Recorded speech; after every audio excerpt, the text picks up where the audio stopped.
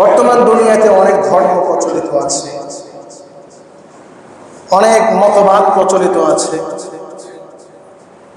এই সমস্ত ধর্মগুলোর মধ্যে একমাত্র অথেন্টিক, একমাত্র নিশ্চয়তা প্রদানকারী, একমাত্র বিশ্বস্ত, সর্বোপরি আল্লাহ পাকের কাছে একমাত্র পছন্দনীয় মনোনীত যে ধর্ম, তার নাম হলো, আরো জোরে বলি, ইসলাম। আমরা পেয়েছি আল্লাহ রাব্বুল আলামিন আমাদেরকে ভালোবেসে, দয়া করে, মায়া করে, মহাব্বত করে, অনুগ্রহ করে এই ধর্ম আমাদেরকে দান করেছেন, যে ধর্মের প্রতি মহান রব নিজেই সন্তুষ্ট। লাকুমুল ইসলাম দীনা, ধর্ম হিসাবে আমি ইসলামের উপরে সন্তুষ্ট। যারা এই ইসলাম ধর্ম পাবে এবং ইসলাম ধর্ম মানবে, পালন করবে, ইসলামের প্রত্যেকটা বিধান তার জীবনে বাস্তবায়ন করবে, আমি যেমন ইসলামকে ধর্ম হিসাবে সন্তুষ্টি দান করেছি, ওই ব্যক্তির উপরও আমি সন্তুষ্ট হয়েছি। এজন্য আমরা পৃথিবীতে আসার পরে ইসলাম আমরা পেয়েছি। ইসলাম নিছক গুটি কয়েক ইবাদতের নাম নয়, ইসলাম শুধুমাত্র নামাজের নাম নয়, ইসলাম শুধুমাত্র কয়েকটি ইবাদতকে কেন্দ্র করেই এই ধর্ম নয়, বরং অন্যান্য ধর্মের চাইতে একদম এক্সেপশনাল, পুরোপুরি সামগ্রিক। যে ইসলাম শুধুমাত্র ইবাদতকে কেন্দ্র করে এই ধর্মকে প্রতিষ্ঠা করা হয়নি, বরং মানব জাতির প্রত্যেকটা জীবনের স্তরের মধ্যে আল্লাহ রাব্বুল আলামিন ইসলামের বিধিনিষেধ দিয়ে দিয়েছেন।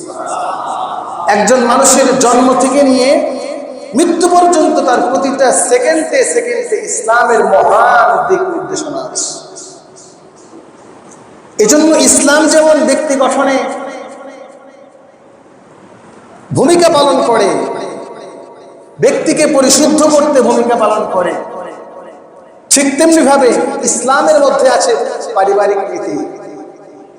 একটা পরিবার সুন্দরভাবে কিভাবে পরিচালিত হবে, সুন্দর পরিবার কিভাবে গঠন করা যায়, এই পরিবার নীতি ইসলামে আসে না নাই?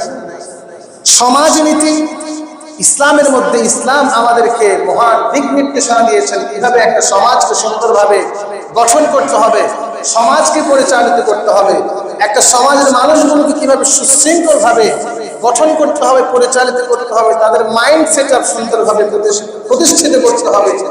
সর্ববিষয় ইসলাম আমাদেরকে দিক নির্দেশনা দিয়েছে। শুধুমাত্র সমাজ নয়, ইসলামের মধ্যে রাষ্ট্রনীতিও রয়েছে। সমাজ পেরিয়ে, কারণ সমাজ কয়েকটা সমাজ মিলে একটা রাষ্ট্র,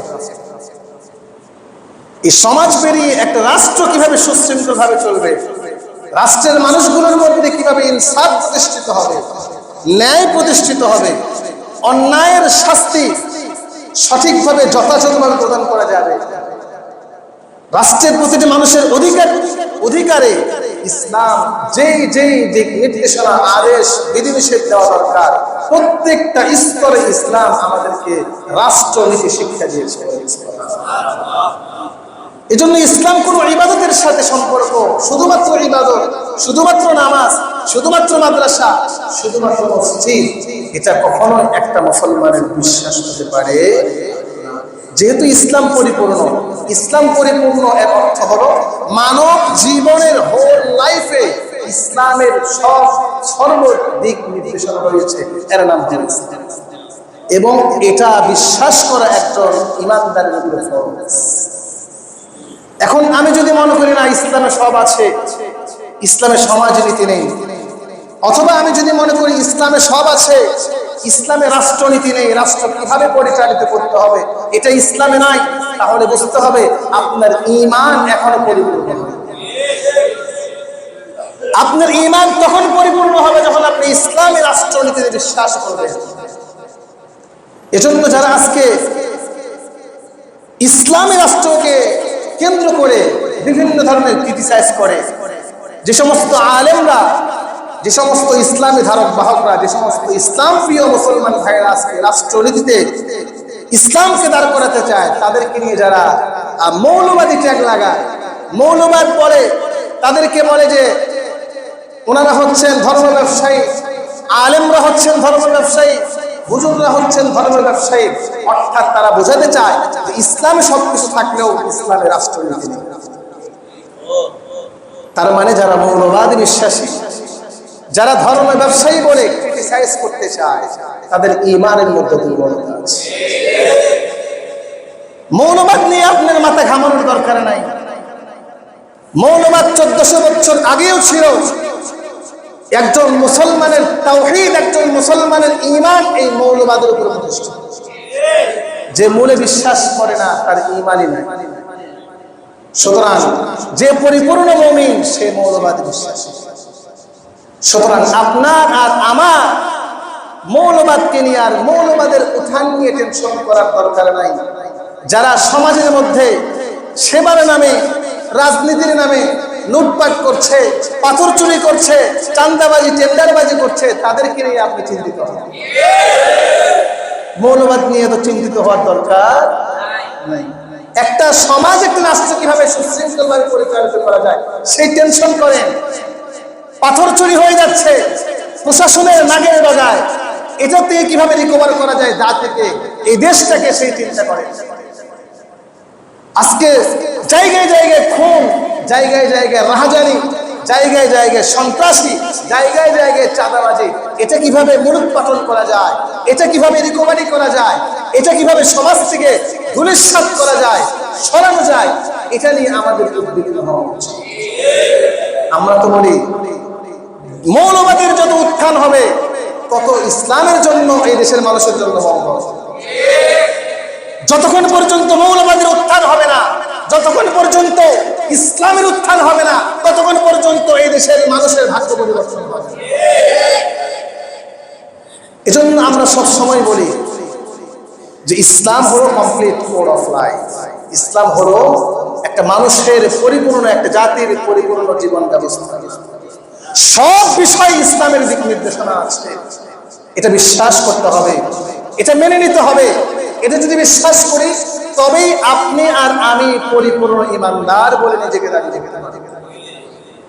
এটা যতক্ষণ আমার মধ্যে, আপনার মধ্যে আসবে না, ততক্ষণ পর্যন্ত আমি আপনি পরিপূর্ণ ইমানদার হতে পারবো না। আপনি যদি বলেন ইসলামে রাষ্ট্রনীতি নেই, রাজনীতি কিভাবে করতে হয়, জনগণ কিভাবে চালাতে হয়, এটা যদি কোরআনে না থাকে, কোরআনের আপনি অনেক আয়াতকে অস্বীকার করে ফেলবেন।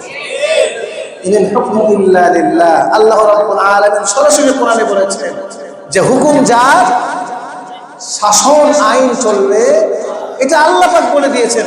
আপনি যদি বলেন ইসলামের মধ্যে রাষ্ট্রনীতি নেই, আপনি সরাসরি এই আয়াতকে প্রত্যাখ্যান করলেন। কোরআনের একটা আয়াত নয়, একটি অক্ষরকে যারা প্রত্যাখ্যান করে, অস্বীকার করে, এজন্য আমি সবসময় বলি বিশ্বাস করেন, তাও ঈমানটুকু থাকবে। এই ঈমানটুকু নিয়ে আশা করা যায় জাহান্নামের আযাব থেকে বেঁচে থাকা। আমি পারি আর না পারি, হ্যাঁ আমার উপরে চাপ আছে, প্রেশার আছে, আমি একা চাইলে পারবো না, কিন্তু আমার নিয়ত আছে। এই যে নিয়ত, এই নিয়ত থাকলেও আশা করা যায় আল্লাহর দায়িত্ব, আল্লাহ পাক আমার উপরে, আপনার উপরে যে দায়িত্ব দিয়েছেন, এই দায়িত্ব থেকে রেহাই পাওয়া যায়। কিন্তু সরাসরি যদি মুখের উপরে নিষেধ করে দেয়, তাহলে কাল কিয়ামতের ময়দানে রেহাই পাওয়ার কোনো সুযোগ। এজন্য আমার ভাইয়েরা, একজন মুসলমান শুধু নাম কাওয়াস্তে নামের মুসলমান হলেই চলবে না। ইসলাম যেহেতু পরিপূর্ণ জীবন ব্যবস্থা, ইসলামের প্রত্যেকটা আদেশ নিষেধ একজন মুমিনের সামগ্রিক লাইফের ভিত্তি হতে হবে। কোরআনের প্রত্যেকটা আদেশ, কোরআনের প্রত্যেকটা নিষেধ আমাদের জীবনের স্তরে স্তরে যদি ফিট করতে পারি, তবেই আমি আর আপনি পরিপূর্ণ ঈমানদার হতে পারব। এক্ষেত্রে ইসলামের প্রত্যেকটা আদেশ নিষেধ মেনে সমাজের মধ্যে, পরিবারের মধ্যে, রাষ্ট্রের মধ্যে ইসলামের সুমহান আচরণ বিধি, ইসলামের মূল কালচার আমাকে উপস্থাপন, ইসলামের সৌন্দর্য আমি আর আপনি ফুটিয়ে তুলব এই পরিবারের মধ্যে, ব্যক্তি জীবনে, সমাজে, রাষ্ট্রে, পুরো বিশ্বের মধ্যে। আমার আপনার দায়িত্ব, আল্লাহ পাক আমাকে আপনাকে দায়িত্ব দিয়েছেন যে ইসলামের প্রত্যেকটা বিধিনিষেধ নিজের লাইফে সেট করে এই সুমহান সৌন্দর্যকে বিশ্ববাসীর সামনে